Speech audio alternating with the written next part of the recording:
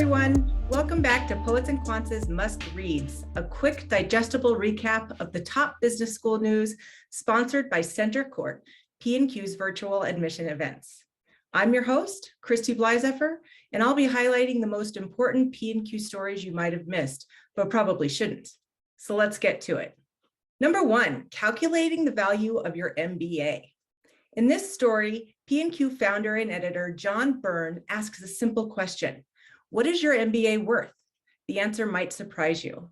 John crunched the numbers from a new study from the Foundation of Research on Equal Opportunity that compares the ROIs of various graduate degrees. He found that while several degrees boasted ROIs above $500,000 over a lifetime, others, including the MBA, could actually have a negative return on investment. There are some caveats, of course.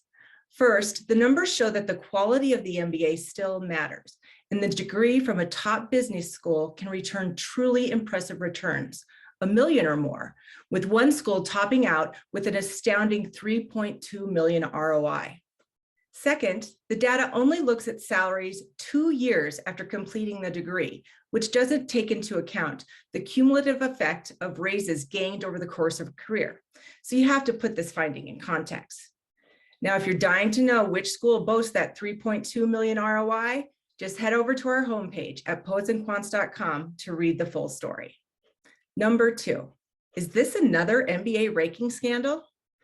This week, John also reported on yet another brouhaha brewing around the MBA rankings, this one at Rutgers Business School. A disaffected HR manager at Rutgers claims in a letter to the school's dean that Rutgers has been inflating employment data by offering temporary jobs at the school to graduates who hadn't secured full-time offers after graduation.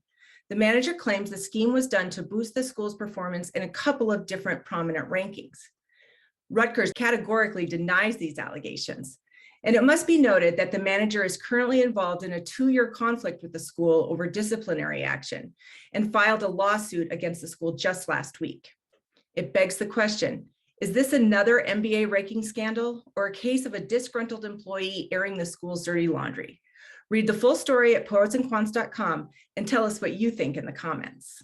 Number three, Indiana Kelley Dean stepping down.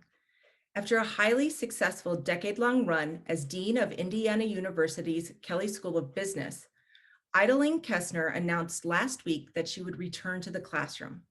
Kessner will step down from the deanship on July 31st and return to the faculty after a semester off.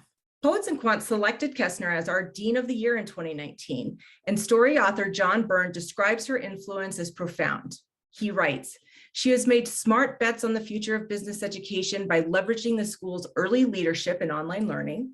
She became known for her bold and innovative investments to serve needs of her students, and she has embraced and mentored young talent in a way that is rare for a dean of any school, using her students as consultants on key strategic challenges. Read more about Kessner's career and influence at Kelley and on business education in the full story. Number four, after unprecedented turnaround, Thunderbird soars again. For our last must-read story of the week, I spent some time talking to alumni, faculty, and administrators of ASU's Thunderbird School of Global Management to map that school's impressive turnaround under Dean Sanjeev Kagram.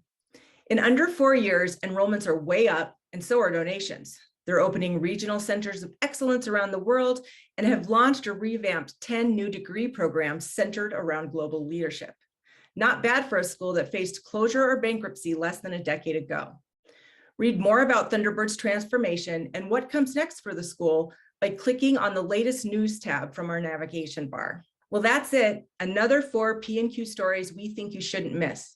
You can let us know what stories we should have mentioned but didn't in the comments. Before I go, I want to alert the school seekers out there to Center Court's upcoming MBA Festival events.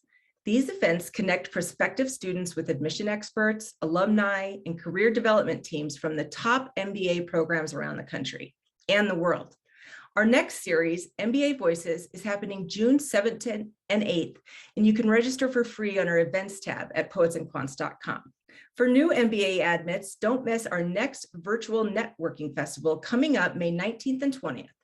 Get a jump start on your B-School journey by forging new connections, becoming more savvy about internship and career options, and making the most of your B-School pivot. Learn more on our events page.